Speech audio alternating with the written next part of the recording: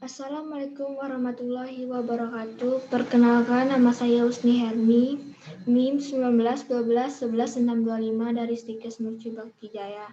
Di sini saya akan mempresentasikan PPT tentang anatomi fisiologi sistem kardiovaskular.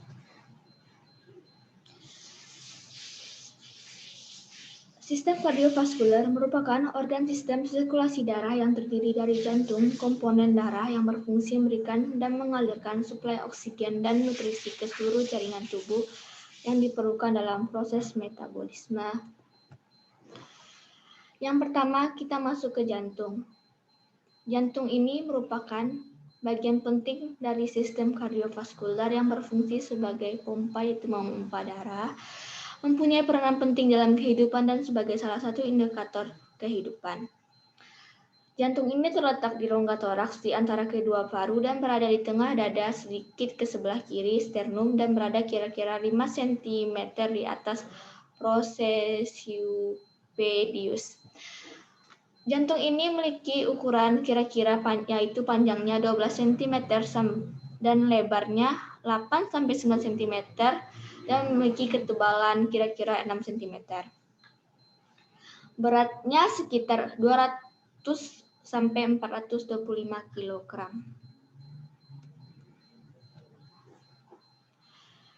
Jantung terbentuk seperti bir atau kerucut seperti piramida terbalik dengan apeks berada di bawah dan basis berada di atas. Pada basis jantung terdapat aorta, batang nadi paru, pembuluh balik di atas dan bawah dan pembuluh balik. Jantung memiliki hubungan yang pertama di atas jantung berhubungan dengan pembuluh darah besar. Di bagian bawah jantung berhubungan dengan diafragma. Di bagian setiap sisinya jantung berhubungan dengan paru-paru.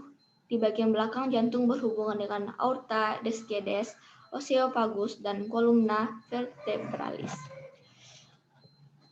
Jantung memiliki lapisan yang terdiri dari 3 lapisan. Pertama, epikardium. Epikardium ini merupakan bagian terluar jantung, yang mana bagian ini adalah suatu membran tipis yang membungkus jantung. Epikardium terdiri dari 2 lapisan, yaitu perikardium fibrosum atau visceral dan perikardium serosum atau parietal. Yang kedua, miokardium, yaitu lapisan tengah. Merupakan lapisan yang terdiri dari otot jantung. Mio itu berarti artinya otot. Membentuk sebagian besar dinding jantung, serat-serat otot ini tersusun secara spiral dan melingkar jantung. Lapisan otot ini akan menerima darah dari arteri koroner. Yang ketiga, endokardium merupakan lapisan yang terdalam. Endokardium suatu jaringan epitel unik yang melapisi sebagian dalam seluruh sistem sirkulasi.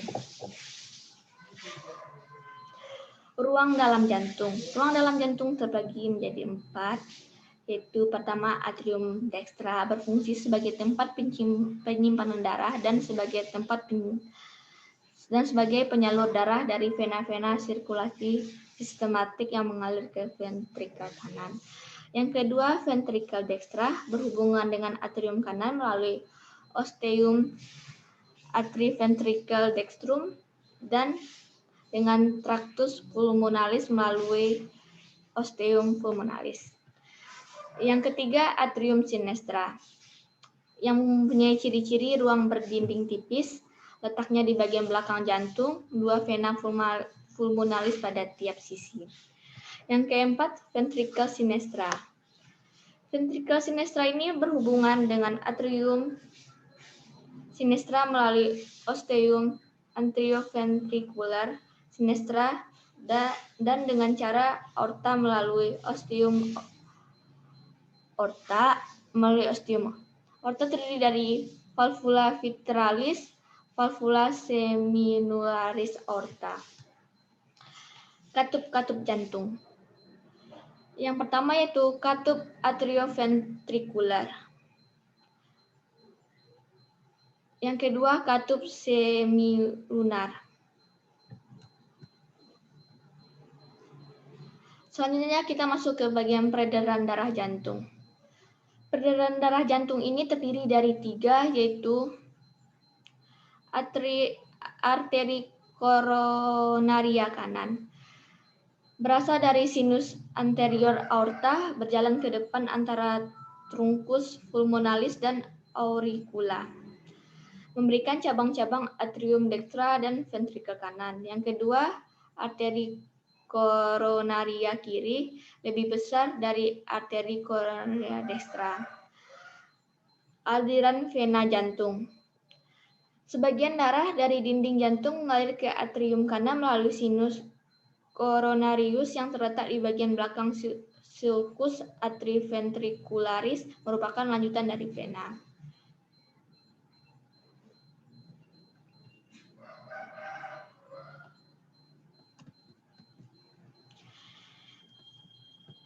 Elektrofisiologis sel otot jantung.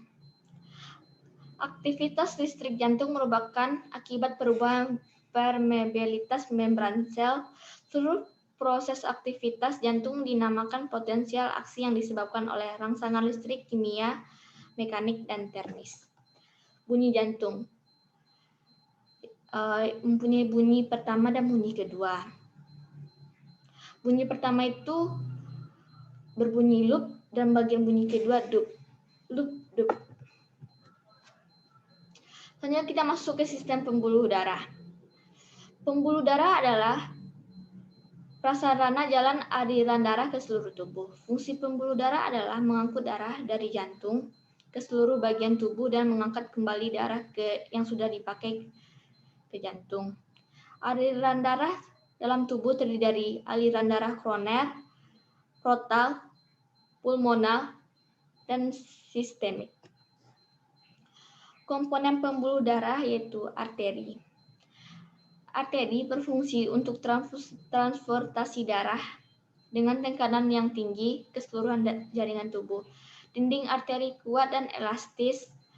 Kelenturannya membantu mempertahankan tekanan darah di antara denyut jantung.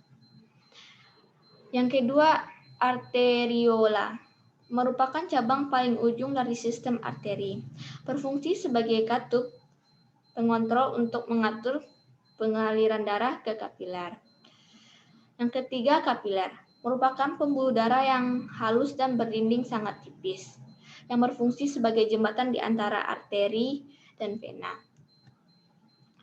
Yang keempat, venula. Dari kapiler darah mengalir ke dalam venula lalu bergabung dengan venul-venul lain ke dalam vena yang akan membawa darah kembali ke jantung. 5. Vena. Vena memiliki dinding yang tipis, tetapi biasanya diameternya lebih besar daripada arteri sehingga vena dapat mengangkut darah dalam volume yang sama tetapi dengan kecepatan yang lebih rendah dan tidak terlalu di bawah tekanan. Selanjutnya, sistem pembuluh limfe. Sistem pembuluh limfe merupakan suatu jalan tambahan tempat cairan dapat mengalir dari ruangan interstitial ke dalam darah. Sistem pembuluh limfe terdiri dari ductus lymphaticus dextra, yang kedua ductus lymphaticus sinistra, yang ketiga nodus lymphatici, yang keempat kapiler limfa. Selanjutnya kita ke fisiologi vaskular. Sistem vaskular memiliki peranan penting pada fisiologi kardiovaskular karena berhubungan dengan mekanisme pemeliharaan lingkungan internal. Bagian-bagian yang berperan dalam sirkulasi, pertama arteri, kedua arteriola, ketiga kapiler, keempat venula, kelima vena. Kecepatan aliran darah ditentukan oleh perbedaan tekanan antara kedua ujung pembuluh darah. Pembuluh darah dan aliran arteri adalah aliran darah dalam pembuluh darah. Tekanan darah arteri yaitu sistolik, diastolik, nadi, dan darah rata-rata. Gelombang nadi analisis gelombang nadi, faktor yang pengaruhnya tekanan darah arteri. Sedangkan pembuluh darah dan aliran vena yaitu tekanan vena biasanya sangat rendah, gelombang denyut vena, kurva denyut nadi, kecepatan aliran darah vena. Faktor yang mempengaruhi kecepatan aliran darah vena, pengaruh gravitasi pada tekanan darah vena. Baiklah, sampai di situ saja hasil presentasi PPT dari saya. Jika ada dan salah atau kekurangan dalam tugas yang saya buat, mohon dimaklumin.